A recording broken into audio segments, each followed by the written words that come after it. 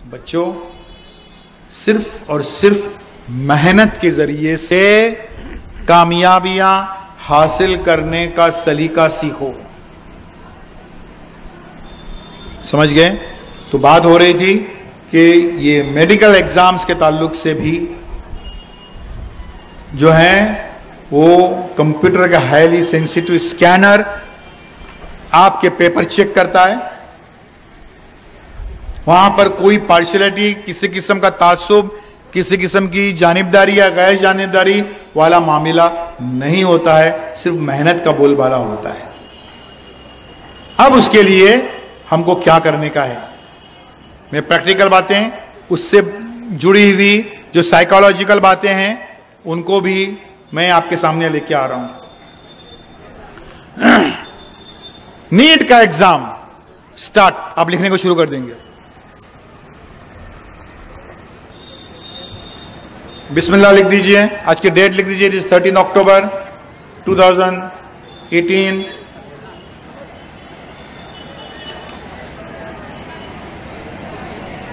NEET preparation.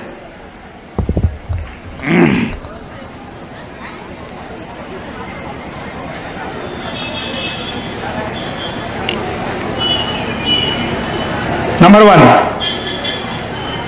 Positive attitude. Positive attitude. सारी लड़कियों के पास नोटबुक और पेन है, लड़कों के पास? लड़कों के पास भी है, मतलब कयामत करीब है।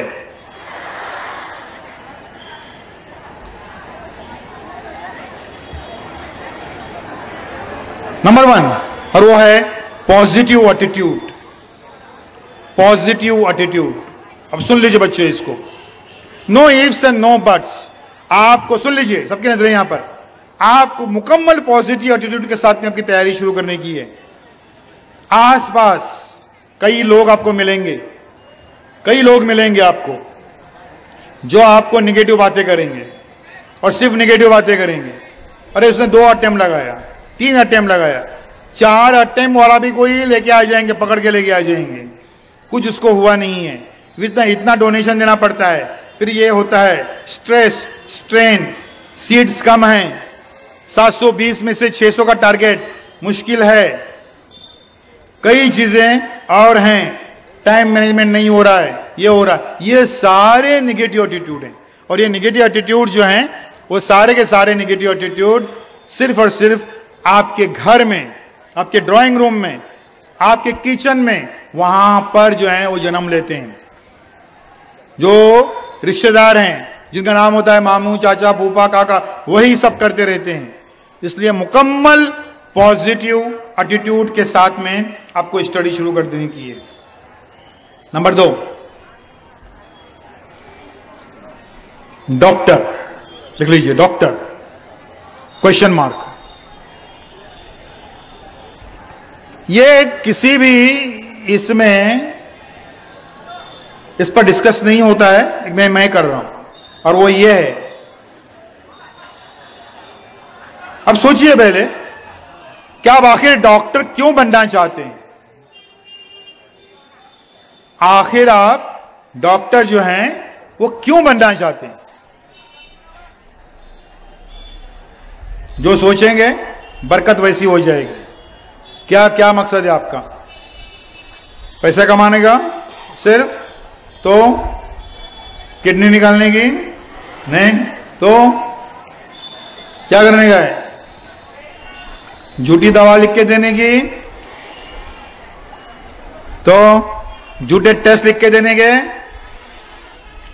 ये अगर होगी ना तो बरकत नहीं आएगी। शायद आपकी कुछ प्रैक्टिस जो है, प्रैक्टिस कुछ कामयाब भी हो जाए, लेकिन बरकत नहीं रहेगी। बच्चों, इसके साथ आप बिल्कुल सोचिए कि ये जो है वो खिदमत का एक बहुत बड़ा पेशा है, बहुत अहम पेशा है। मुझे उससे जुड़ना है और कौम की खिदमत भी करनी है, मिल्लत की खिदमत करनी है, लोगों की खिदमत करनी है, मरीजों की खिदमत करनी है, और बिलाशुबा उसको अपना जरिया भी बनाने का है, मुझे पेशा ही बनाने का है। ये सारी चीजें जो हैं, ये आप सोचिए, ये मैं इसलिए कह रहा हूं, जैसे नीयत वैसी बरकत। आपकी नीयत जो है वो मुकम्मल नेक नियति हो तो उसमें बरकत आ जाती है। ठीक है, आगे बढ़िए। नंबर 3,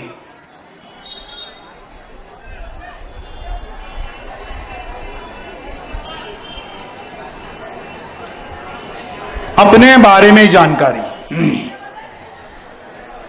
अपने बारे में जानकारी। अब सुन लीजिए बच्चे इसको। ये अपने बारे में जानकारी यानी क्या है कि मैं कितने काबिल हूं, मैं कितना कर सकता हूं, नहीं कर सकता हूं। आप पूछने के लिए, आपके वालिदैन पूछने के लिए वो क्लासेस वालों के पास जाते हैं, टीचरों के पास जाते हैं, सबों के पास जाते हैं। लेकिन बच्चों, अपने बारे में जानकारी सबसे ज्यादा आप जानते हैं और आप जानते हैं। इसलिए जो है वो अपने बारे में जानकारी कि मैं, मुझ में कमियां और खामियां क्या हैं, पढ़ाई करते करते मुझे नींद क्यों आती है, मुझे एग्जाम तक सब बातें याद रहती हैं, एग्जाम हॉल में जाकर सब उल्टा पुल्टा लिख के आता हूं। ये सारी बातें जो हैं वो आप जानते हैं। अपने बारे में जानकारी हासिल करने के लिए हमको किसी बड़ी पहाड़ी के पर जाकर जो है ना, वहां बैठकर तपस्या करने की जरूरत नहीं है। हम मुसलमान हैं, हमारे यहां पर अपने बारे में जानकारी हासिल करने के बेहतरीन जगह है जाए नमाज। नमाज की जो जगह है, जो मुसल्ला है, जो जाए नमाज है, that is the best place to assess yourself कि मैं क्या हूं, मुझ में कमजोरियां क्या हैं, खामियां क्या हैं। वहां पर आप अंदाजा लगा लीजिए।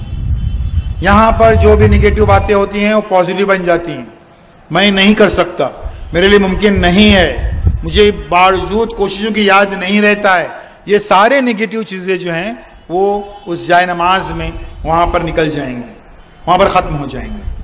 ठीक है, तो you are the best to जज योर सेल्फ, और आप उसमें से ये कर सकते हैं। अब मामला क्या आता है, आज ये प्रैक्टिकल और चीजों की तरफ और करीब आ जाइए। 10th का आपका रिजल्ट बहुत जबरदस्त रहा, 92%। 11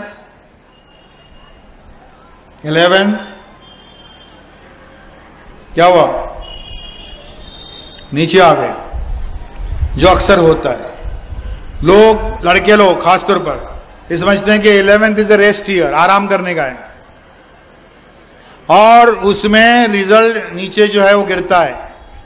आप ये नीट में हमारा रिजल्ट बिगड़ने की मेन वजह है 11th। 10th के बाद में आप 15 दिन, 10वीं के बाद 15 दिन छुट्टियां एंजॉय कर लीजिए और बहुत जबरदस्त एंजॉय कर लीजिए। उसके बाद में 11th, 12th और नीट उसकी तैयारी शुरू कर दीजिए। जो कौमें ऐसा कर रही हैं वो बहुत अच्छे मार्क्स लेके आ रही हैं।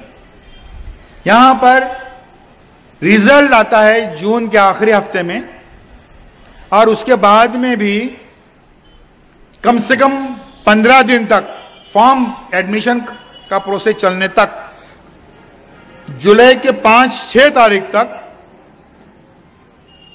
बच्चे इस उधेड़बुन में रहते हैं कि किस फील्ड में जाऊं, कौन सी फैकल्टी में जाऊं, साइंस में जाऊं, कॉमर्स में जाऊं, किस में जाऊं, क्या करूं। तो ये जो है 2.5 महीने इसमें नुकसान हो जाता है। ये 2.5 महीने बहुत अहम है। मैं आपको बात बताऊं बच्चों, कामयाबी की सीक्रेट, बिल्कुल जिंदगी भर कोल्हू की बैल की तरह मेहनत मत कीजिए बच्चों। मेहनत कीजिए जिंदगी में सिर्फ 3 साल, 10, 11, 12, सिर्फ 3 साल मेहनत कीजिए। लेकिन उसके आगे क्या मेहनत नहीं है? मेडिकल में बुक्स नहीं है, एनाटॉमी है, फिजियोलॉजी है, कई बड़ी बड़ी बुक्स हैं, वो नहीं है। वो जो बुक्स हैं, वो जो मेहनत है वो ऑटोमेटिक हो जाती है। उसके लिए आपको कोई प्रेशर लगाना नहीं पड़ता है, कोई बोलना नहीं पड़ता, अरे पढ़ो पढ़ो पढ़ो पढ़ो, ऐसा बोलना नहीं पड़ता है। और बोल के जो है वो आप कामयाबियां हासिल कर भी नहीं सकते। मैं इसकी एक मिसाल दूंगा और आगे जाऊंगा। बच्चों, आपने कुआं देखा है? कुआं, कुआं किसे बोलते हैं? जिसमें पानी रहता है। मैं वहां पर मैदान में अगर एक 10-15 फीट का एक गड्ढा खोदूं, खड्डा खोदूं और रोज उसमें एक बाल्टी पानी डालूं तो कुआं बनेगा क्या? वो कीचड़ बनेगा। तो कुआं किसे कहते हैं? कुएं की डेफिनेशन क्या है? कुआं किसे कहते हैं? जिसके तह में झरने होते हैं, चश्मे होते हैं, तह में। बाहर से पानी डाल के कुआं नहीं बनता है, कीचड़ बनता है। समझे क्या? तो जिसके तह में चश्मे होते हैं उसे कुआं बोलते हैं, बाहर से पानी डाल के नहीं। अम्मी ने बोली पढ़ाई करो, बाहर से एक पानी। अब्बा बोले पढ़ाई करो, एक बाल्टी और डाले। उस्ताद ने बोले पढ़ाई करो, एक बाल्टी और डाले। अब कुआं बनेंगे क्या? कीचड़ बनेंगे। बच्चों, आपको आपके अंदर से आना चाहिए, अंदर से आना चाहिए कि मुझे ये बनना है। ये बाहर से नहीं होता है, अंदर से आना चाहिए। यानी आपकी विल पावर, कुव्वत इरादी, इच्छा शक्ति, ये बहुत मजबूत होनी चाहिए। अब बच्चों एक और सोचो, कुएं के बारे में सोचो। आपने सोचा कि हमको कुआं बनने का है, कीचड़ नहीं बनने का है। अंदर से हमारे आने चाहिए, ठीक है? लेकिन अब जो अंदर से आने के लिए जो इच्छा शक्ति है, जो कुव्वत इरादी है, जो विल पावर है, बच्चों ये कहां मिलती है?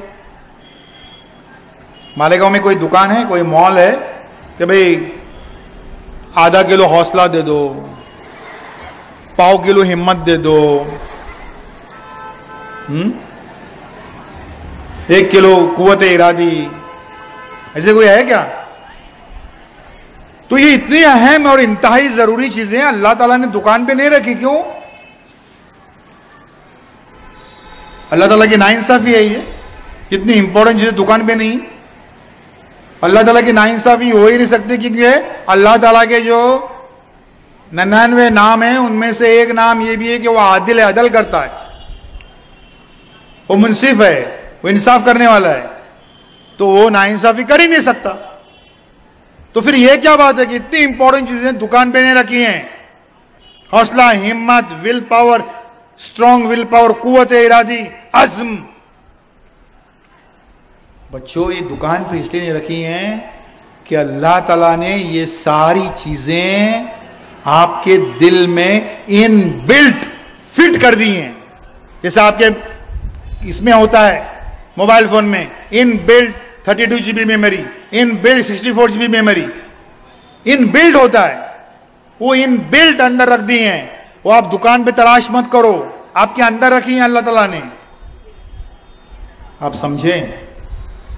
कामयाबी के लिए जो जो इंग्रेडिएंट्स चाहिए, जो जो अज्जाए ज़रबी अज्जा हैं, जो जो चीजें चाहिए, वो अल्लाह ताला ने यहां पर इन बिल्ट लेकर हम सबको पैदा किया है।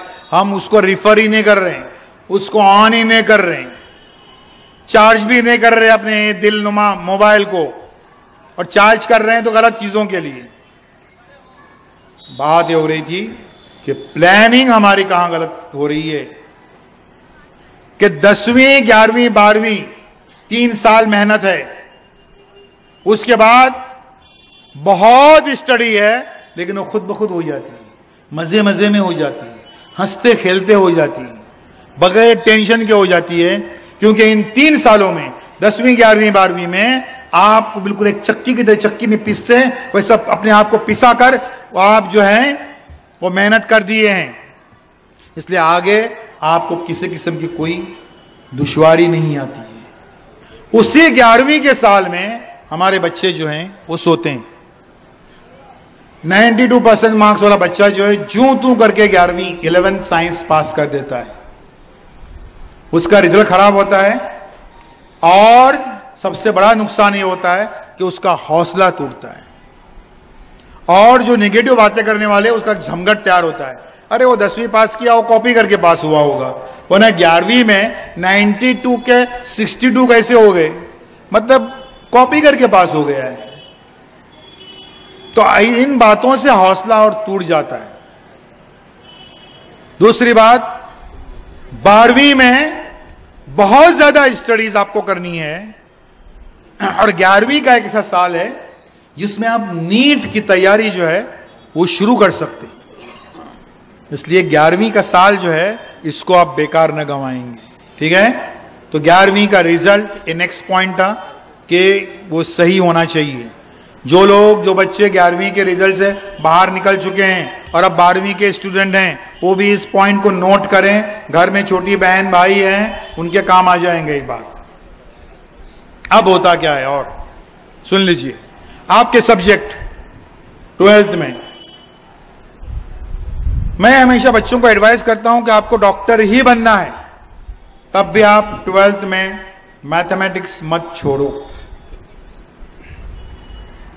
तय है 100% आपको डॉक्टर ही बनना है, तब भी आप मैथमेटिक्स को मत छोड़ो। क्योंकि मैथमेटिक्स क्या है, वो तो आपको फिजिक्स में काम आएगा एक बात। उसके बदले में जो सब्जेक्ट ले रहे हैं, क्या आप साइकोलॉजी ले रहे हैं, सोशियोलॉजी ले रहे हैं, इकोनॉमिक्स ले रहे हैं या जो भी ले रहे हैं, वो भी क्या एक रात, एक दिन, 2 दिन की तैयारी से आप उसको अपियर करने वाले हैं। उसमें भी लाजमी तौर पर मैथमेटिक्स के 40% आपको स्टडी करनी पड़ेगी। तो फिर भी पड़ेगी, फिर वो मैथमेटिक्स का मामला क्या है?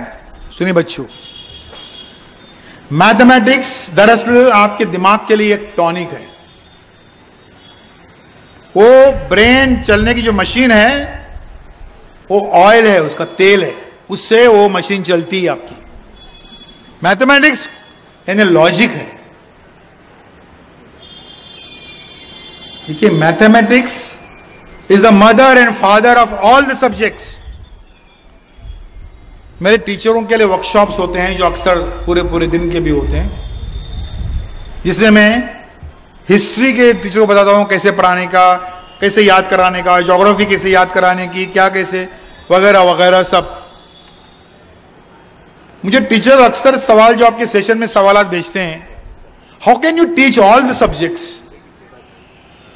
उनका रिप्लाई मैं हमेशा यही देता हूं, because I am a mathematics student. मैं मैथमेटिक्स का तालिब इल्म हूं, इसलिए मैं सारे सब्जेक्ट पढ़ा सकता हूं।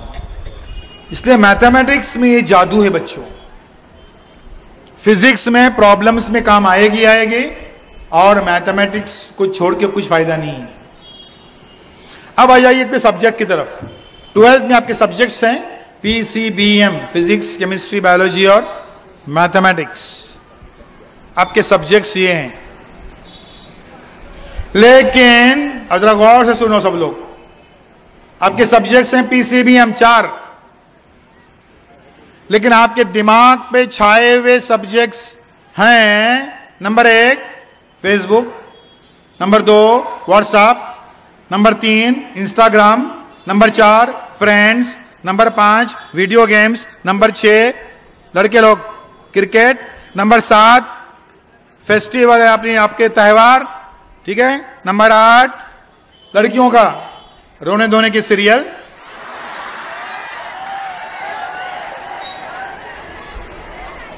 उनको हंसने दो, उनको हंसने का मौका ऐसा मिलता भी नहीं है कभी। और वो माइनॉरिटी में है, माइनॉरिटी बोल के उनको हम सब पे बिठा सकते हैं, कोई बात नहीं, ठीक है। फिर पिकनिक लड़कों के साथ हमें हमेशा ये है, आईपीएल आपका सब्जेक्ट है ये, शादी मंगनी। लड़कियां सिंसियरली पढ़ती हैं, वो कभी गैर हाजिर भी नहीं रहती हैं, लेकिन लड़कियां एक चीज के लिए गैर हाजिर रहती हैं, शादी के लिए वो गैर हाजिर रहती हैं, क्योंकि उनको दुल्हन देखने को अच्छा लगता है। और दुल्हन में ये कि वो कितनी सजी है वो देखने के लिए अच्छा लगता है। बचपन से एक ही बात उनके कान में डालते हैं कि एक दिन उसको दुल्हन बनना है, एक दिन उसे डॉक्टर बनना है नहीं, एक दिन उसे प्रोफेसर बनने का है नहीं, एक दिन उसे दुल्हन बनने का है।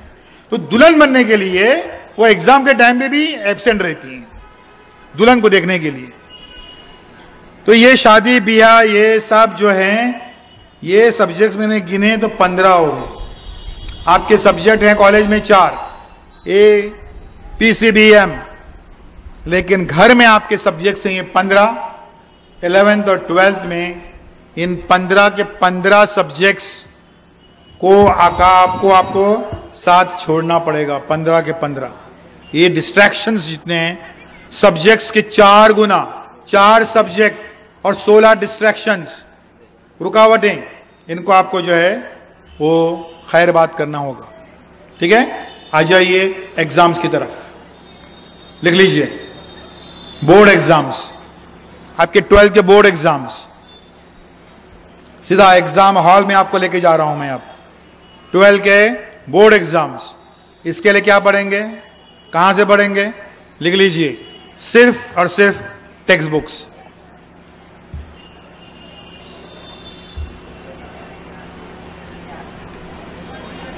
यहां पर एक अच्छा कदम यह हुआ है, अभी जो 10th का सिलेबस चेंज हुआ उसमें भी, और फिर 11th 12th के जो टेक्स्ट बुक्स आए हैं, एक अच्छा पॉजिटिव काम महकमा तालीम ने यह किया है कि जो टेक्स्ट बुक जो बनाए हैं वो टेक्स्ट बुक्स गाइड पे भारी हैं, यानी बहुत अच्छे, बच्चों के नफ्सियात को मद्देनजर रखते हुए कलर्स का मैक्सिमम इस्तेमाल किया गया है, हाशिए का मैक्सिमम इस्तेमाल किया गया है, इंपॉर्टेंट जो क्वेश्चंस हैं उनको हाशिए में लिखा गया है, जो हॉट्स क्वेश्चंस हैं, हायर ऑर्डर थिंकिंग स्किल के जो क्वेश्चंस हैं उनको आप आइडेंटिफाई कर सकते हैं कि ये हॉट्स क्वेश्चंस हैं।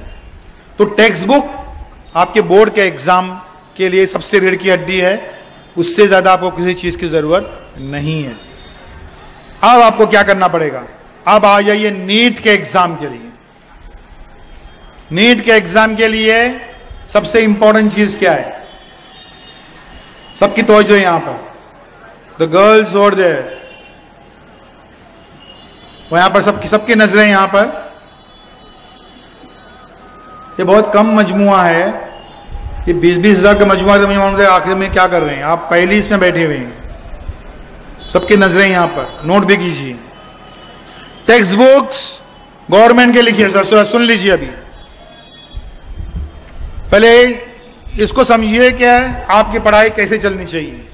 टेक्स्ट बुक्स गवर्नमेंट के लिखी हुई हैं, गाइड कोई पब्लिशर के लिखी हुई हैं, उसके अलावा जो हैं ट्यूशन क्लासेस के जो नोट्स हैं वो ट्यूशन क्लास वालों के लिखे गए हैं, बोर्ड के जो पेपर्स हैं वो यूनिवर्सिटी या बोर्ड वालों ने तैयार किए हैं। तो आपके लिए बचा क्या फिर? आपको क्या करने का है? ये सवाल सबसे अहम है, $1 मिलियन सवाल यही है। टेक्स्ट बुक हैं, गाइड हैं, नोट्स हैं, बोर्ड के पेपर हैं, सब कुछ है, तो आपको क्या बचा हुआ है वो लिख लीजिए। आपको जो बचा हुआ है उसका नाम है सेल्फ स्टडी। सेल्फ स्टडी, ये सेल्फ स्टडी जो है ये तय करेगी कि आप जो हैं वो डॉक्टर बनते हैं या नहीं बनते हैं। सेल्फ स्टडी, ये मैं क्यों कह रहा हूं जरा सुन लीजिए। हमारे यहां पर सबसे बड़ी गलती ये हो जाती है कि input input input input, output कुछ नहीं। आप कॉलेज में पढ़ रहे हैं यानी इनपुट, क्लास में जा रहे हैं इनपुट, लेकिन आउटपुट क्या है? Self study. एग्जाम में आपको लिखने का है, उसकी प्रैक्टिस आपने घर में नहीं की है। तो self study is the backbone of your success. रीढ़ की हड्डी जो है वो सेल्फ स्टडी है, खुद आप कैसे पढ़ते हैं। अब सेल्फ स्टडी का एक नया नाम मैं आपको दे रहा हूं। सेल्फ स्टडी को एक नया नाम मैं आपको दे रहा हूं, लिख लीजिए। Next point, self study is equal to, self study is equal to practice. ये एक इंपॉर्टेंट फॉर्मूला बच्चों में आपको दे रहा हूं कि सेल्फ स्टडी यानी क्या है। बच्चे लोग, आप लोग क्या करते हैं? पढ़ते हैं, बहुत जबरदस्त पढ़ाई आपकी, सब कुछ है, लेकिन प्रैक्टिस नहीं करते हैं, उसकी मश्क नहीं करते हैं, वो सेल्फ स्टडी आपके काम नहीं आती है। तो प्रैक्टिस जो है वो सेल्फ स्टडी है। अब यहां पर सुन लीजिए बच्चों, सबकी नजरें यहां पर। अब यहां पर प्रैक्टिस में मामला क्या होता है? फॉर एग्जाम्पल, एक कोई थ्योरी आप पढ़ने जा रहे हैं, ठीक है, आपने पढ़ी, इसका मतलब आपकी स्टडी हुई 25%, आपने याद कर लिया, बगैर देखे भी याद कर लिया, मतलब आपकी स्टडी हो गई 50%। 50% पे आपको 50% मार्क्स मिलेंगे, मतलब कोई बड़ी कामयाबी नहीं मिलेगी।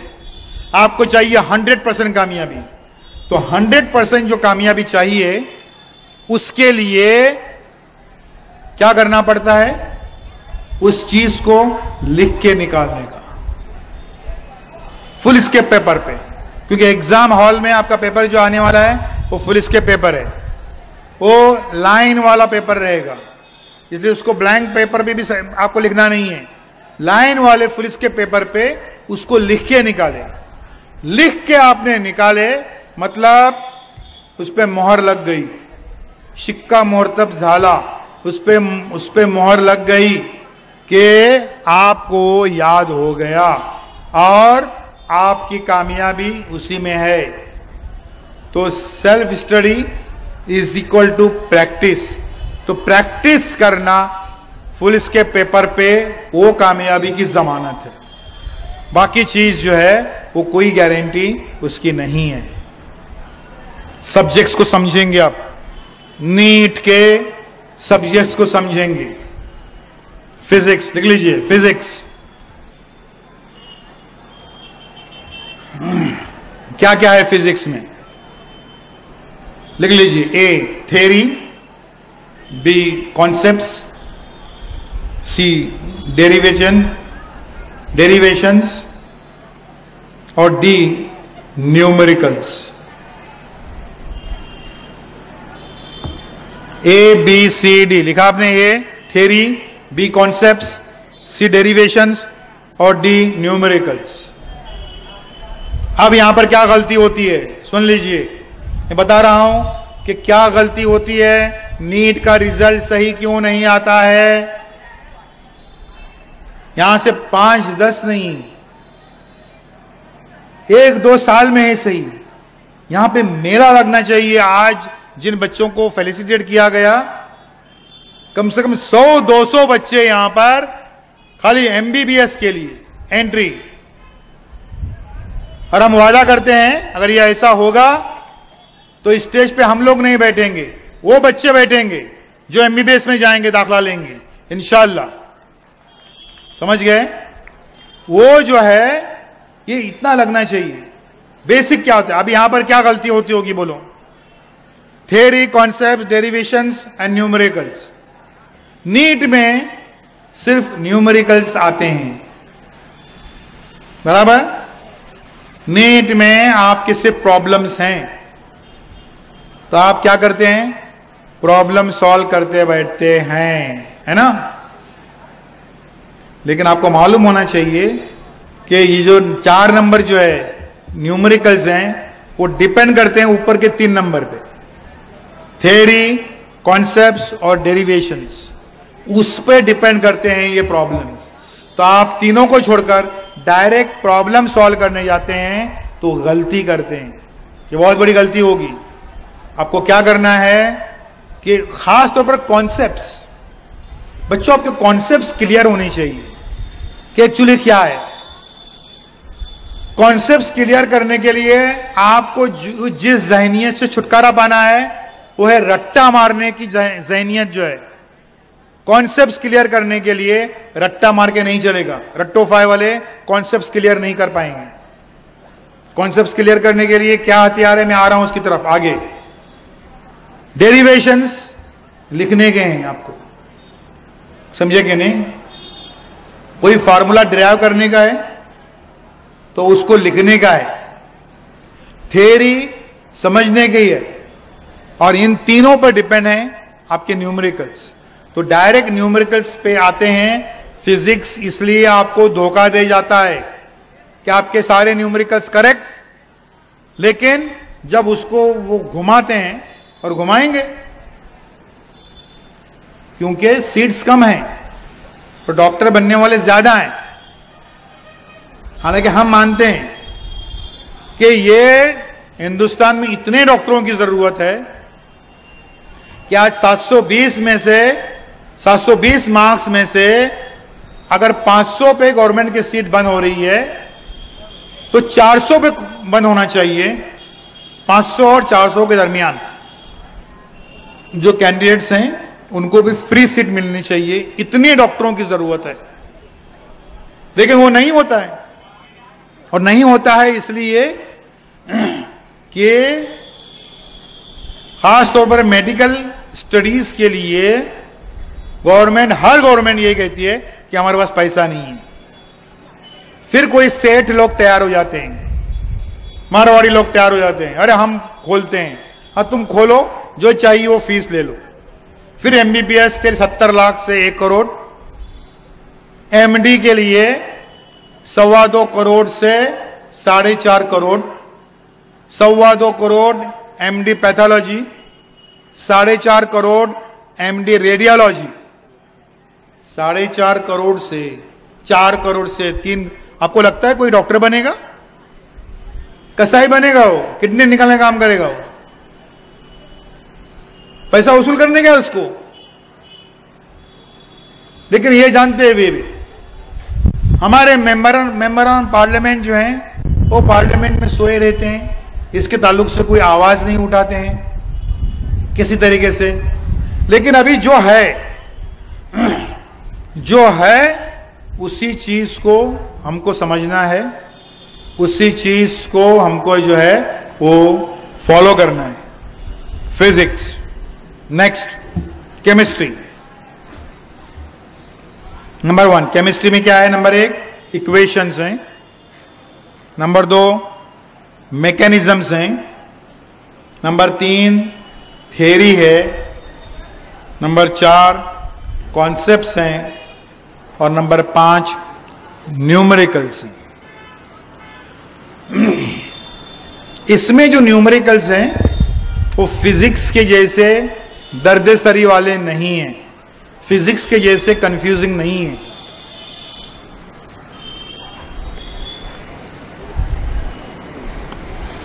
लेकिन वो हैं। लेकिन इक्वेशन जो हैं वो रीढ़ की हड्डी साबित होते हैं यहां पर, और इक्वेशंस की प्रैक्टिस फिर से जो है आपको करनी चाहिए। मैं तो 11-12 साइंस के बच्चों को एडवाइस करता हूं कि आप लोग स्लेट पेंसिल तख्ती का इस्तेमाल कीजिए। अब बोलेंगे स्लेट पेंसिल तख्ती, हम लोग क्या बालवाड़ी केजी में हैं क्या कि स्लेट पेंसिल तख्ती इस्तेमाल करेंगे? मेरी बेटियां जो दोनों डॉक्टर हैं, दोनों ने 12 तक स्लेट पेंसिल तख्ती इस्तेमाल की साइंस सब्जेक्ट के लिए। इसलिए नहीं कि मेरे घर में कागज की कमी है, मेरे घर में कागज जो है वो किलो के हिसाब से नहीं आता है, रिम के हिसाब से आता है। इतना मुझे लिखने का रहता है। लेकिन हर एक तरीका है। मैथमेटिक्स और साइंस की प्रैक्टिस का तरीका यह है कि उसको स्लेट पेंसिल पे आप प्रैक्टिस करेंगे।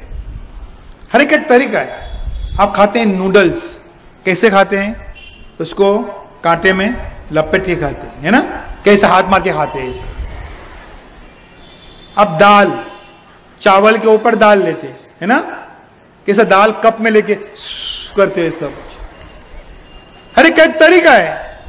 मैथमेटिक्स और साइंस जो है उसकी प्रैक्टिस का तरीका है स्लेट पेंसिल तख्ती, ताकि उसमें कितनी भी चाहिए उतनी आप प्रैक्टिस कर सकते हैं।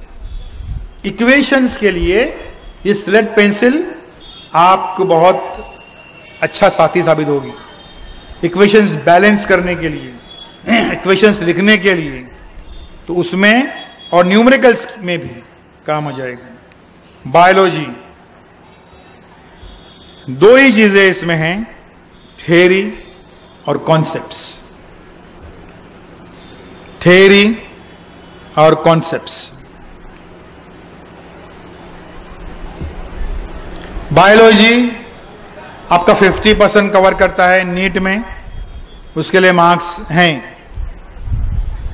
उसमें यकीनन वो थ्योरी जो है वो समझनी भी है, कॉन्सेप्ट समझने के हैं और थ्योरी याद करने की। उल्टा है, थ्योरी रट्टा मारने का नहीं है, कॉन्सेप्ट समझने के हैं क्या एक्चुअल है और थ्योरी को याद करने का है, डायग्राम्स को समझने का है, डायग्राम को ड्रॉ करने का है। समझ गए? ड्रॉ करने को वहां पर वो बिल्कुल नहीं बोलेंगे आपको नीट में, लेकिन डायग्राम्स जो हैं उसमें छुपे छुपे जो आंसर्स हैं वो आपको कामयाबी दिलाएंगे। नीट के एग्जाम में कुछ लोगों ने शायद मैथमेटिक्स नहीं लिया होगा, लेकिन लेना जरूरी है, इसलिए मैथमेटिक्स का भी लिख दीजिए कि मैथमेटिक्स में क्या होता है और क्या होना चाहिए। नंबर 1 फॉर्मूलाज, नंबर 2 कॉन्सेप्ट्स और नंबर 3 न्यूमेरिकल्स। इसमें फॉर्मूलाज जो हैं वो बिल्कुल बाय हार्ट होनी चाहिए। रात को आपको 2 बजे भी किसी ने नींद से उठाया तो फार्मूला जो है वो आपको बोलते आना चाहिए, उसी से आप न्यूमेरिकल्स जो हैं वो सॉल्व कर पाएंगे। कॉन्सेप्ट्स जितनी प्रैक्टिस करेंगे उतने आपको जो है मैथमेटिक्स में आपको उबूर हासिल हो जाएगा। यहां गलती क्या करते हैं, अब मिस्टेक क्या करते हैं और उसका इलाज क्या है सुन लीजिए। एक एक्सरसाइज है फॉर एग्जांपल 5.1, उसमें 10 सम हैं, 10 सवालात हैं। आप क्या करते हैं, एक क्वेश्चन उसका एक प्रॉब्लम सॉल्व करते हैं लॉन्ग नोटबुक पे।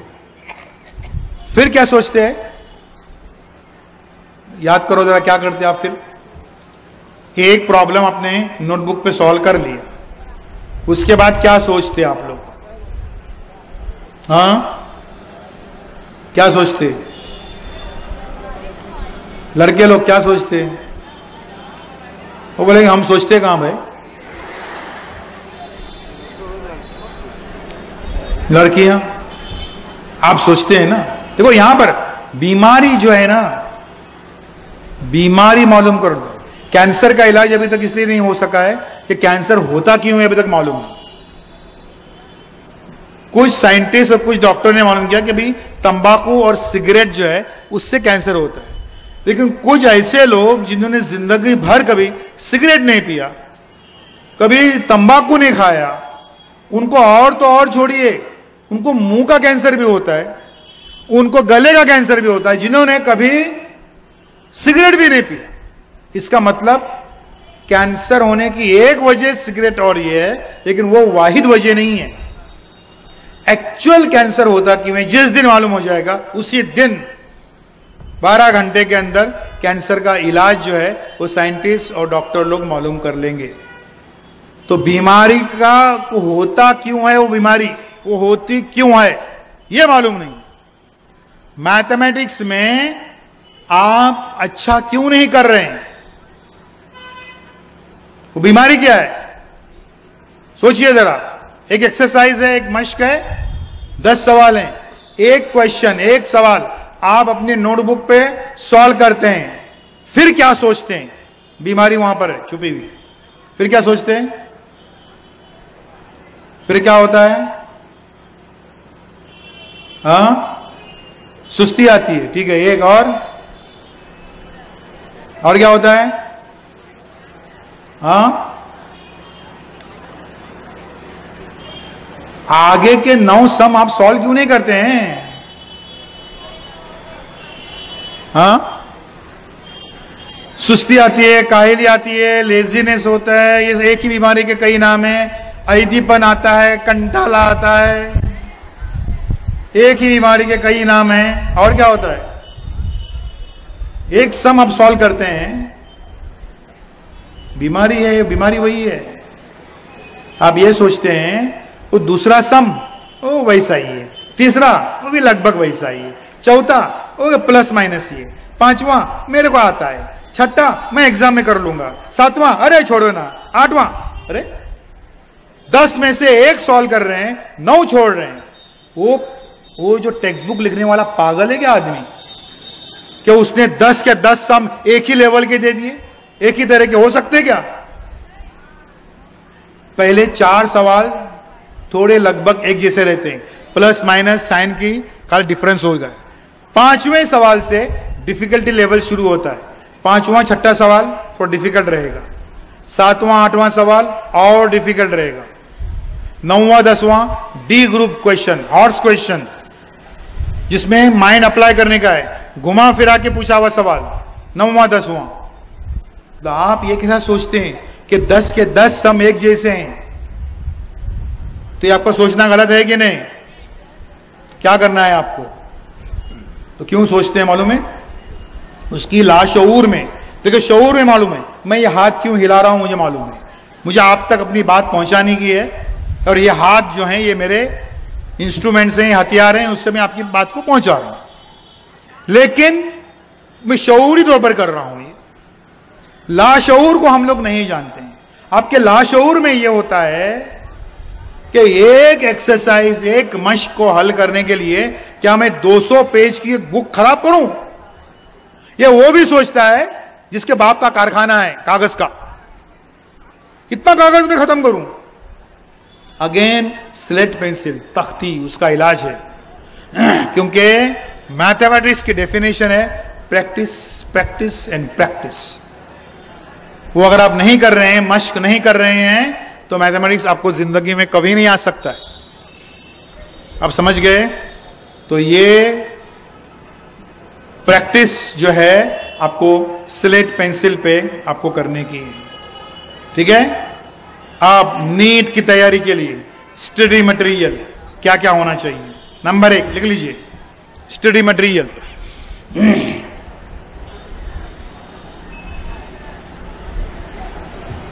मेन बुक, एक मेन बुक आपकी,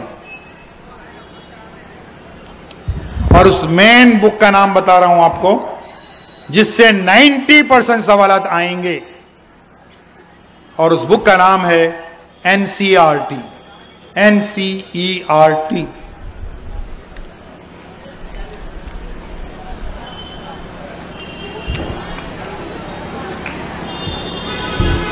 जिससे 90% क्वेश्चंस आपको वहां से आ जाएंगे।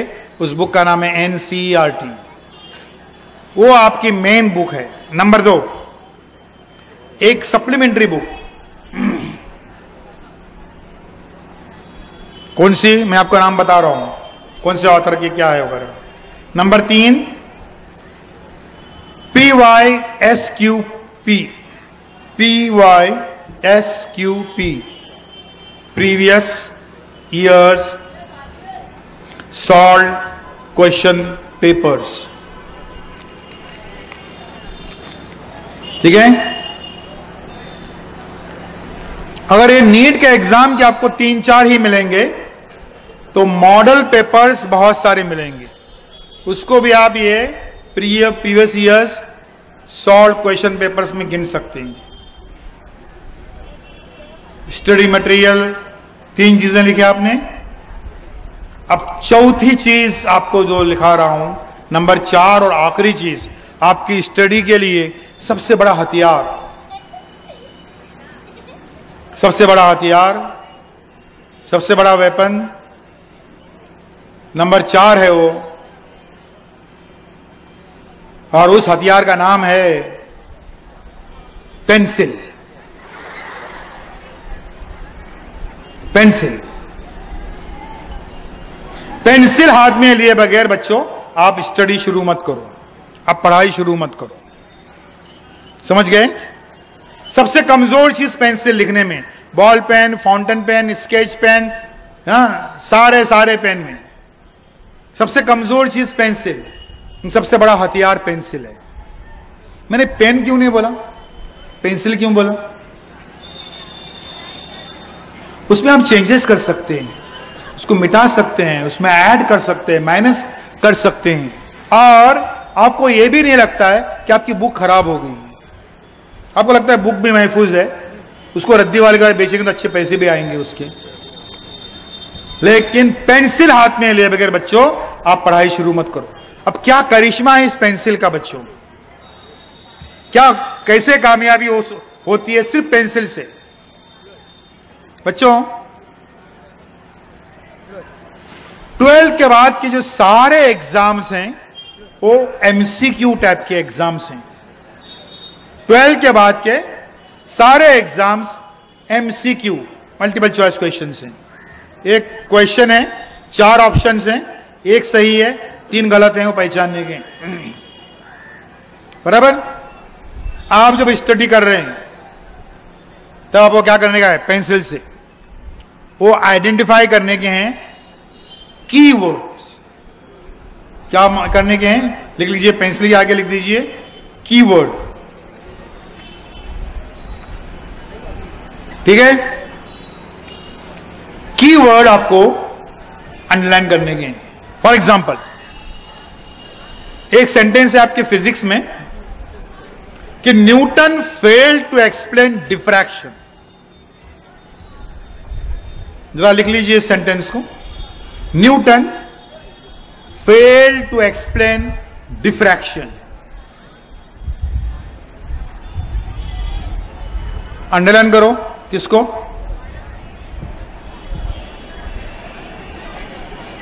क्या करेंगे, ऐसे एक स्केल लेंगे, फुटपट्टी लेंगे, सबको अंडरलाइन करेंगे, बुक बेकार हो जाएगी आपकी।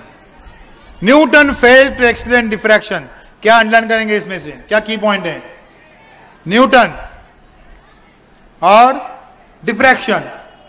अब वो फेल्ड जो है आपको याद होने की जरूरत नहीं है, क्योंकि न्यूटन लगभग अपने हर थ्योरी में कामयाब हुआ था, तो खाली एक में ही नाकाम हुआ था, वो तो डिफ्रैक्शन था, इनताफ नूर, उसमें वो नाकाम हो गया था। बराबर। अब वो एग्जामिनर पे छोड़ दीजिए कि वो सवाल कैसे पूछेगा। सवाल कैसे पूछेगा, Newton failed to explain A reflection, B polarisation, C refraction और डी डिफ्रैक्शन। सही जवाब है डी डिफ्रैक्शन। एग्जामिनर पे छोड़ दीजिए सवाल कैसे पूछेगा वो।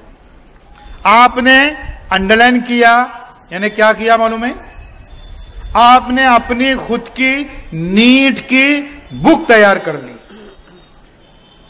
समझ गए, आपने क्या कर लिया, अपनी खुद की नीट की बुक तैयार कर ली। और क्या कर लिया मालूम है, आप एग्जामिनर को चैलेंज कर रहे हैं कि जा, जो सवाल पूछने का है पूछ, मैं उसको पहले ही से अंडरलाइन कर चुकी हूं या कर चुका हूं। समझ गए क्या करिश्मा है पेंसिल का। सुन लीजिए, पेंसिल का करिश्मा देख लीजिए। एग्जाम की एक रात जो कुछ बच्चों पर, बल्कि कभी कभी कई बच्चों पर कयामत की रात गुजरती है। क्या होता है, आप सब बोलते हैं सब भूल चुका हूं, सब कुछ याद नहीं, अबे कुछ भी याद नहीं, पहले सब याद था, ब्लैंक हो गया हूं। ठीक है, आप पूरे ब्लैंक होने को जाते हैं, उसी वक्त आप अपनी बुक को हाथ में लेते हैं और देखते हैं अंडरलाइन की हुई चीज को, और आप क्या बोलते हैं, ये अंडरलाइन मैंने किया है, आता है मेरे को आता है। आप में आता है कॉन्फिडेंस। एग्जाम की रात में आप जब ये डिक्लेयर करते हैं कि आप सब कुछ भूल चुके हैं, तो आप क्या डिक्लेयर करते हैं कि आपका कॉन्फिडेंस लेवल कम हो रहा है। तो कॉन्फिडेंस लेवल खाली बरकरार रखने के लिए नहीं, ऊपर ले जाने के लिए भी जो चीज काम आती है वो है पेंसिल। बच्चों क्या करिश्मा है इस पेंसिल का, समझ गए। इस पेंसिल की वजह से आपको LMR आसान हो जाता है। LMR लिख लीजिए, LMR last minute revision, last minute revision. LMR या लास्ट मिनट रिवीजन पेंसिल की वजह से आपको आसान हो जाता है। कैसे? आपका एक पूरा पेज लिखा हुआ है फोटोसिंथेसिस पे।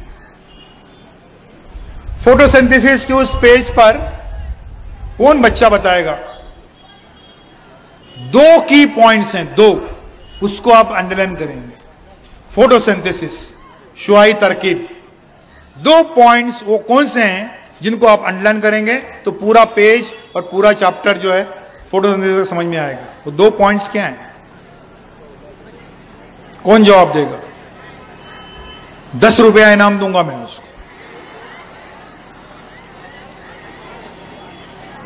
फोटोसिंथेसिस, 2 पॉइंट्स, की पॉइंट, कलीदी पॉइंट है।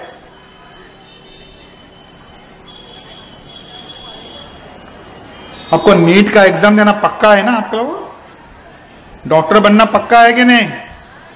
हाँ है ना?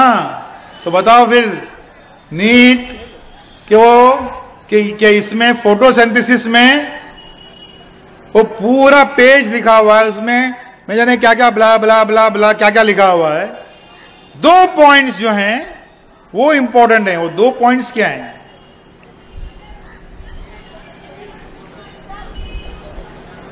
हाँ,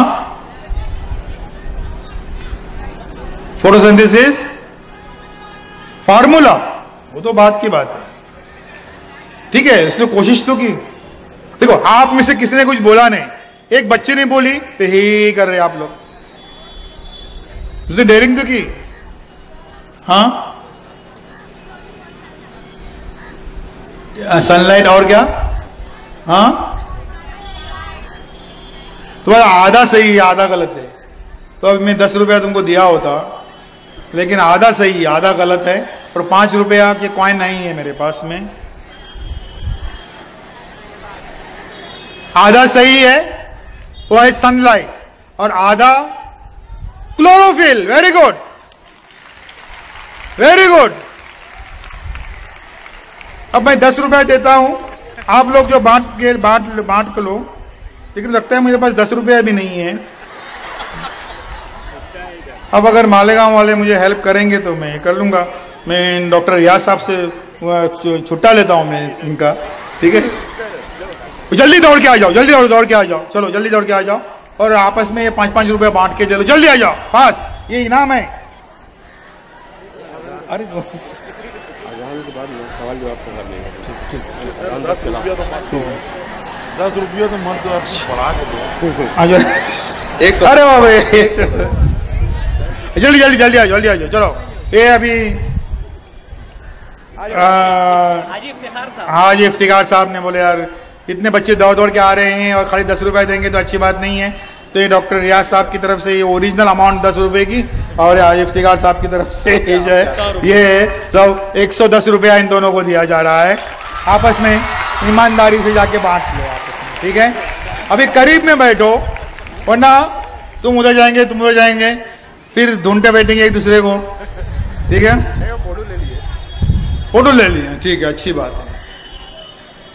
फोटोसिंथेसिस जो होता है वो सिर्फ 2 चीजों से होता है, एक सनलाइट, यानी अंधेरे में फोटोसिंथेसिस नहीं होता है, और दूसरा क्लोरोफिल, सब्ज माया, उसके बगैर नहीं होता है। बाकी सब जो है वो स्टोरी है। तो आप एग्जाम की रात में जब फोटोसिंथेसिस चैप्टर पढ़ेंगे सिर्फ दो पढ़ेंगे, और वो है सनलाइट, और वो दूसरा क्या है? सनलाइट और क्लोरोफिल। तो ऐसे कलीदी, देखिए, मैं अगर ये करूं कि भाई अभी यहां से अपना एसटी स्टैंड, ये पता नहीं कितना दूर है यहां से, यहां तक एसटी स्टैंड जाने के लिए वहां पर कोई एक है, मुझे 30 दुकानें हैं, तो कुछ 30-40 दुकानों के नाम लिख के दे दूं। एक पता बताने का एक तरीका ये होता है। दूसरा तरीका ये होता है कि मैं आपको एक लैंडमार्क बताऊं, थोड़ा जरा आगे जाओ, वहां पेट्रोल पंप मिलेगा, वहां से लेफ्ट ले लो, वहां स्टेट बैंक ऑफ इंडिया की इमारत है, उसके बाजू की बिल्डिंग। मैं 2 लैंडमार्क दी आपको, पेट्रोल पंप और स्टेट बैंक ऑफ इंडिया की बिल्डिंग। लैंडमार्क याद रखने की, वो लैंडमार्क आप पेंसिल से हल कर रहे हैं। एग्जाम की रात में LMR, लास्ट मिनट रिवीजन, वो कैसे होता है? 300 पेज की एक बुक है या 400 पेज की बुक है, एक रात में रियायत होती है 5 घंटे की, आप पूरी पढ़ नहीं सकते, लेकिन 5 घंटे में आपने जो पूरा साल जो अंडरलाइन किया है उस पर आपकी नजर जा सकती है। रात को 12 बजे आप पेज नंबर 400 आखिरी पेज पर आप आते हैं और पूरे कॉन्फिडेंस के साथ में दूसरी सुबह जो है वो एग्जाम हॉल में दाखिल हो जाते हैं। ये करिश्मा है पेंसिल का। बच्चों, पेंसिल से आप उन चीजों को अंडरलाइन कीजिए और उस पर आपकी नजर हमेशा जानी चाहिए। मटेरियल सब अब जो है सप्लीमेंट्री मटेरियल बुक्स, नाम लिख लीजिए जल्दी जल्दी फास्ट। NCERT की बुक तो मेन बुक है। सप्लीमेंट्री बुक फिजिक्स के लिए सप्लीमेंट्री बुक का नाम है एररलेस। यूनिवर्सल पब्लिकेशन की है, ये 2 वॉल्यूम में है फिजिक्स के लिए। केमिस्ट्री के लिए डॉक्टर पी बहादुर GRB पब्लिकेशन है जो 1 वॉल्यूम में है। बायो के लिए डॉक्टर अली जो ससा पब्लिकेशन की है 2 वॉल्यूम के लिए।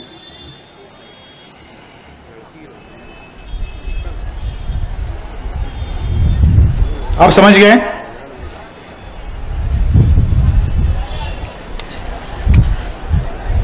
ये किताबें जो हैं ये आजमाई हुई हैं, कई सारी पब्लिकेशंस की हैं। अब तक जो बच्चे एग्जाम देके इन पिछले 2-3 सालों में आए, उनसे जो मैंने फीडबैक खास तौर पर ली कि किन बुक से आपको ज्यादा फायदा हुआ है, तो ये किताबें हैं। इसमें सही तरीके से मेहनत 10वीं 11वीं 12वीं की है, उसके बाद में मेहनत ऑटोमेटिक हो जाती है। जिंदगी भर कोलू के बैल की तरह मेहनत नहीं करने की है, ये आप तय कर लीजिए। समझ गए? अब आ जाइए, इसमें जो है लिख लीजिए, और वो नाम है लाइफ मैनेजमेंट, जिंदगी की मंसूबाबंदी। लाइफ मैनेजमेंट या जिंदगी की मंसूबाबंदी। अब सुन लीजिए इसमें क्या करने का है, क्योंकि हमारे घरों में अक्सर रुकावटें आती हैं, खासतौर पर लड़कियों को भी, कि भाई अगर देरी हो जाएगी तो शादी कभी हो जाएगी वगैरह वगैरह सब। ठीक है, सुन लीजिए। 22 साल की उम्र में आपका MBBS पूरा हो रहा है। कोई लड़का अगर देख के रखे होंगे घर वालों ने, ये काम घर वालों का है, लड़कियों का आपका खुद का नहीं है, खुद को आपको ढूंढने का नहीं है। ठीक है, घर वालों का है, ढूंढा है तो शादी कर लीजिए। MD MS जो करने का है वो ससुराल वाले करा देंगे। ठीक है, लेकिन लड़कों के लिए, लड़कियों के लिए, सबके लिए एक जो लाइफ मैनेजमेंट, जिंदगी की प्लानिंग का मामला है, वो ये है कि 26 साल की उम्र तक आपके पढ़ाई का सिलसिला खत्म हो जाना चाहिए, और हो जाता है 26 ईयर्स तक। ठीक है, अब बोलेंगे 26 साल की उम्र तक अगर पढ़ते बैठेंगे तो हम कमाएंगे कब? वही तो खूबी है इस प्लानिंग में। 46 ईयर्स की उम्र में आप रिटायर हो जाइए। 20 साल खाली कमाने का बहुत हो गया। 26 साल में शुरू, 46 साल में खत्म। खत्म क्यों? बहुत हो गया, पैसा गिनने को टाइम नहीं है। अब क्या करेंगे? मस्जिदें बनाएंगे, मदरसे बनाएंगे, स्कूलें खोलेंगे, ट्रस्ट बनाएंगे, समाज का काम करेंगे। उसके बाद में सिर्फ वो करने का सही लाइफ मैनेजमेंट हो सकती है। वरना लड़कों से खास तौर पर कह रहा हूं, आपकी उम्र अभी 16 साल है, बस्ता उठा के फेंक दीजिए, कल से काम पे लग जाइए। 100-150 रुपए का शायद इनकम आपका हो जाएगा रोजाना। 70 साल की उम्र तक आप कहीं पर भी, लड़के लोग सुन लो, 70 साल की उम्र तक कहीं पर भी भाड़े का रूम भी आप नहीं ले पाएंगे। भाड़े का, खरीदने का छोड़ दीजिए। 16 साल की उम्र में आपने कमाने को शुरू किया, लेकिन 70 साल की उम्र में भाड़े का रूम भी नहीं ले पा रहे हैं। तो ये प्लानिंग गलत। सही प्लानिंग क्या है? 25 से 26 साल की उम्र तक पढ़ना पढ़ना पढ़ना। घर के लोग बोलेंगे कि चूल्हा नहीं जल रहा है, वो उनका प्रॉब्लम है, चूल्हा नहीं जल रहा है। वो घर में खाने के लिए कुछ नहीं है, उनका प्रॉब्लम है। ये बिल्कुल कुछ नहीं है, 2 टाइम मत खाओ, 1 टाइम खाओ। ये करने का है। और दूसरी बात ये मैं पूछना चाहता हूं बच्चों, हम छोटी छोटी सुन्नतें जो हैं वो अदा करने की फिक्र करते हैं, बहुत अच्छी बात है, लेकिन पेट को पत्थर बांधने की सुन्नत हम कब अदा करेंगे? इल्म हासिल करने के लिए, खुद कफील बनने के लिए, अपने पूरे खानदान को, अपनी फैमिली को इज्जत के साथ जिंदगी देने के लिए पेट को पत्थर बांधने की सुन्नत हम कब अदा करेंगे? तो ये वक्त आ गया है हमारी तमाम सुन्नतों में ये सुन्नत जो है उसको भी हम ऐड करें, उसका भी इजाफा करें इस सुन्नत का। 26 साल की उम्र में आप कमाने को शुरू करेंगे मुकम्मल तालीमात हासिल करते हुए, और 46 साल की उम्र में इतने काबिल होते हैं कि आप रिटायर हो सकते हैं। ऐसा छोटा मोटा कुछ किया नहीं किया, 70 साल 50 रिटायर होने के बाद भी आप जॉब ढूंढ रहे, भाई कुछ काम मिलेगा, कोई चपरासी का सही, कोई वॉचमैन का सही। क्यों? क्योंकि प्लानिंग गलत थी आपकी। लाइफ मैनेजमेंट ये है, समझ गए? आप लाइफ मैनेजमेंट गुजारने के लिए, आखिरी बात आ रही है अभी मेरी है, क्योंकि इसके बाद में सवाल जवाब का सेशन शुरू हो जाएगा फौरन। तो सवाल जवाब के सेशन में आप सवाल तैयार रखिए, लिख के रखिए, नीचे अपना नाम लिखना जरूरी नहीं है, कोई भी सवाल आप कर सकते हैं, आपके एग्जाम के ताल्लुक से, स्टडीज के ताल्लुक से, कोई भी वॉलंटियर्स जमा करेंगे, इंशाल्लाह उसको फौरन जवाब दिया जाएगा। सवाल तैयार करना शुरू कर दीजिए। अब उसके लिए क्या करना है? लाइफ मैनेजमेंट ये अच्छा होने के लिए आपका टाइम मैनेजमेंट सही होना चाहिए। टाइम मैनेजमेंट समझिए आप, टाइम मैनेजमेंट की चिड़िया का नाम है। आपने टाइम के ताल्लुक से सिर्फ एक ही बात सुन के रखी है। क्या सुन के रखी है? टाइम पास कैसे करने का, है ना? सुन लीजिए बच्चों, आप लोगों का, नौजवानों का, खवातीन का, मर्दों का टाइम मैनेजमेंट कैसे होता है उसकी जल्दी से एक मिसाल दूंगा मैं। एक लड़का अपने एक दोस्त को फोन करता है और कहते हैं कि आज शाम को फुलां जगह हम लोग 7 बजे मिल रहे हैं, आज शाम को फुलां जगह हम लोग 7 बजे मिल रहे हैं, और अगर समझो मैं 8 बजे तक नहीं आया तो तुम 9 बजे तक इंतजार कर लो और 10 बजे चले जाओ। इतनी फराख दिली से हम टाइम पास करते रहते हैं। लेडीज, खवातीन क्या करती हैं? पड़ोसन की बेल बजाती हैं, दरवाजे में खड़े खड़े बात करती हैं, 15 मिनट, आधा घंटा, 2 घंटे तक बात करती हैं, और हर 15-15 मिनट से कहती रहती हैं कि चूंकि मेरे पास टाइम नहीं है इसलिए मैं अंदर नहीं आ रही हूं। मर्दों का तो मामला और सुपर डुपर। 2 मर्द एक ट्रेन में सफर कर रहे थे, 2 मर्द मुसाफिर एक ट्रेन में सफर कर रहे थे। भाई आप कहां रहते हैं?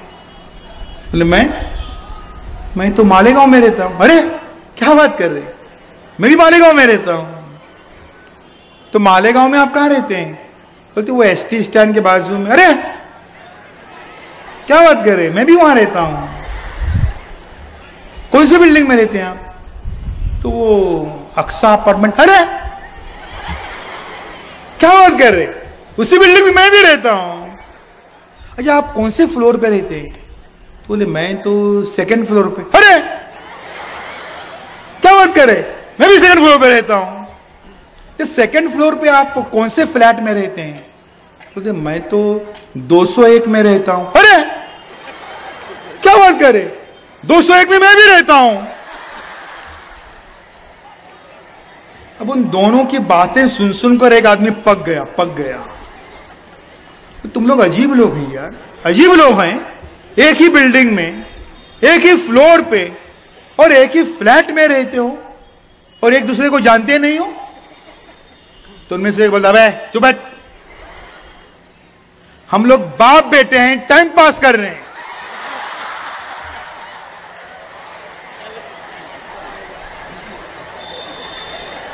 कितने किस्म का टाइम पास और कितना सीरियसली टाइम पास। कौन से फ्लोर पे, कौन से फ्लैट पे? नहीं, वो जब तक ट्रेन छुट्टी तो क्या करने का हमने बोले तो हम ऐसा टाइम पास कर रहे हैं। टाइम पास नहीं, टाइम मैनेजमेंट। बच्चों, रोज रात को सोने से पहले 3 मिनट में आपका टाइम टेबल बनना चाहिए। टाइम मैनेजमेंट यानी टाइम टेबल 3 मिनट में। 3 मिनट में क्यों? बिल्कुल रफ, जल्दी जल्दी। ऐसा नहीं कि स्केच पेन लिया, सजाया, उसको बेल बुटे बनाए, आधा घंटा गया सजाने में टाइम टेबल, ठीक है, कहीं चिपका दिया, फिर खुश हो रहे कितना अच्छा बनाया, कितना अच्छा बनाया। खुश होने में आधा घंटा और गया। हम मुसलमानों की सबसे बड़ी कमजोरी, हम खुश होते रहते हैं। तो ऐसा टाइम टेबल नुकसानदेह। टाइम टेबल बनना चाहिए सिर्फ 3 मिनट के अंदर।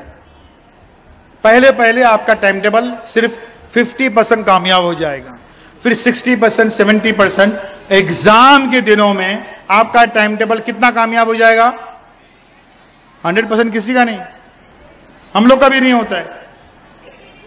हम लोग का यहां पर बहर सूरत 2:30 बजे प्रोग्राम शुरू करने का था, 15 मिनट लेट हो गए हम लोग। बड़े लोग का टाइम टेबल फेल होता है। 100% किसी का नहीं होगा। एग्जाम के दिनों में बच्चों आपका टाइम टेबल जो है वो 80 to 85% कामयाब हो जाएगा। Don't try to be perfect. मुकम्मल इंसान बनने की कोशिश मत करो। लेकिन जिस बच्चे का टाइम टेबल 80 to 85% कामयाब होता है वो पूरे महाराष्ट्र का टॉपर है। महाराष्ट्र के टॉपर का टाइम टेबल 100% कामयाब नहीं होता है। उसको भी कुछ न कुछ रुकावटें आती हैं 80 to 85%। लेकिन टाइम टेबल बनाना छोड़ो मत।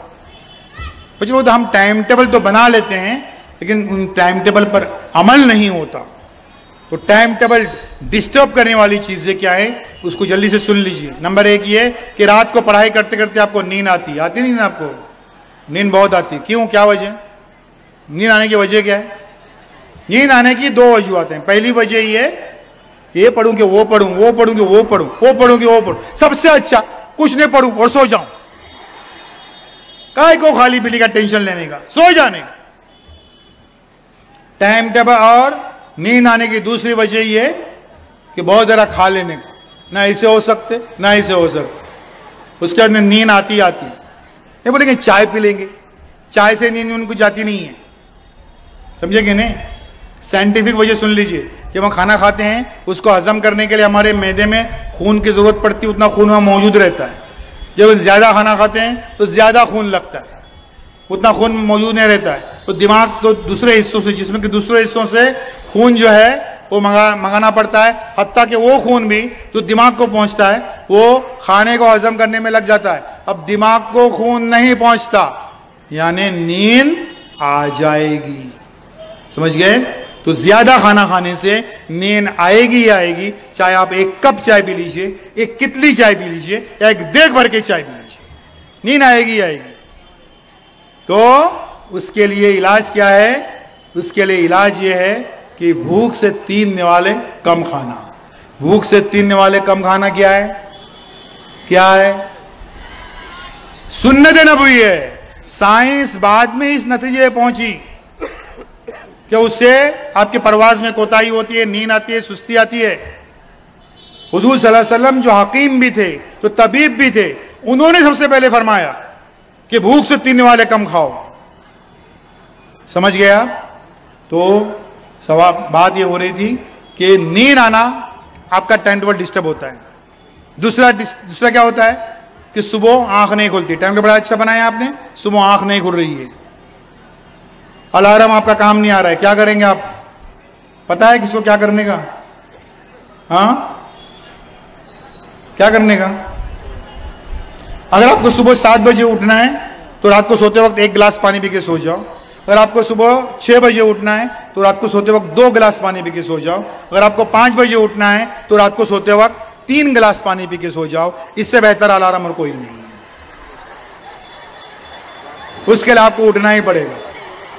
लेकिन आपके घर में जो छोटे छोटे बच्चे हैं 4वीं 5वीं क्लास के, उन पर ये तजुर्बा ना करें, उनको कुछ फर्क नहीं पड़ता, वो मस्त मौला होते हैं, उनको जो करने का वही करेंगे, जब उठने का तभी उठेंगे। लेकिन बड़े बच्चे आप लोग जो हैं ये तजुर्बा कर सकते हैं